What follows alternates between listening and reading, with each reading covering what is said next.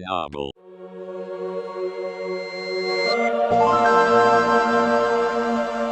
Subscribe and like for more videos. Thanks for tuning in. Hey, it's Novel. I'm making this video as an introduction back into YouTube after the Hack Like Heck contest. And again, I want to thank everyone who voted for me because I was one of the top 10 and I did win the prize money. And so that really helped because that project was about as much as the prize was. That was a lot of work, a lot of stress, but it was well worth it. Now we're going to do something a little more low-key. This is going to be for people who are just getting into electronics. Today I'm going to be talking about video signals, composite LCD screens, namely this one here, and how to power it with 5 volts. I actually did a review on this screen.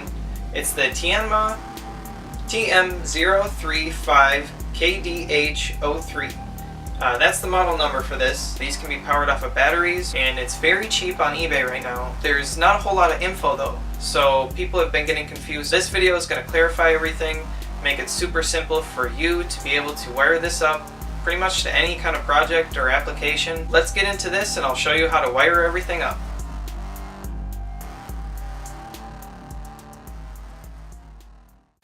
This screen is a 3.5-inch LED LCD. It has a resolution of 320 by 240, which is a basic definition for an affordable LCD like most cheap ones made in China.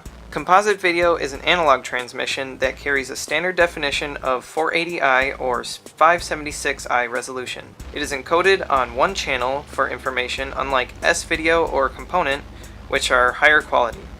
This type of video signal is a very basic one for easy setup. Let's take a closer look at our screen.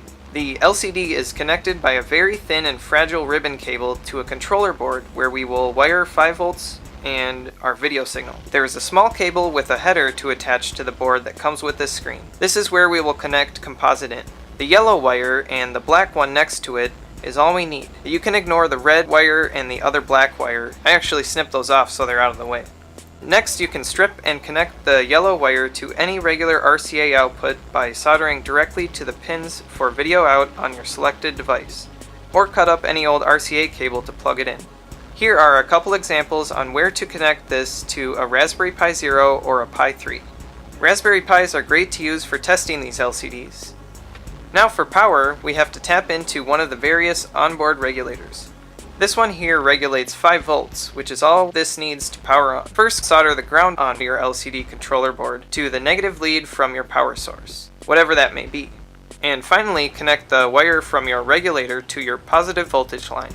One thing to note, if you try to wire power to the screen from the USB on a Raspberry Pi, it can ruin the onboard regulator on the Pi and you may have issues getting the screen to power on. Usually this will only show a white screen, and that's just from the backlight showing.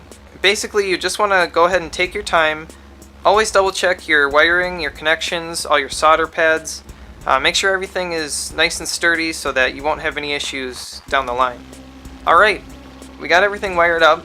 Now let's power on the screen and I'll show you a little demo. Perfect, looks like everything works.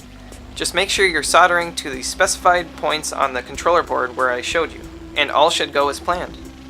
So that about wraps it up for this video. Thanks for tuning in. Don't forget to hit the like button, subscribe, and don't forget that notification bell so you can be updated on my next video. I will have a lot more in store for you in the near future. For more mods like this, check out BitBuilt or Sudomod. I'll put links in the description. They're great sources for people starting their electronic projects.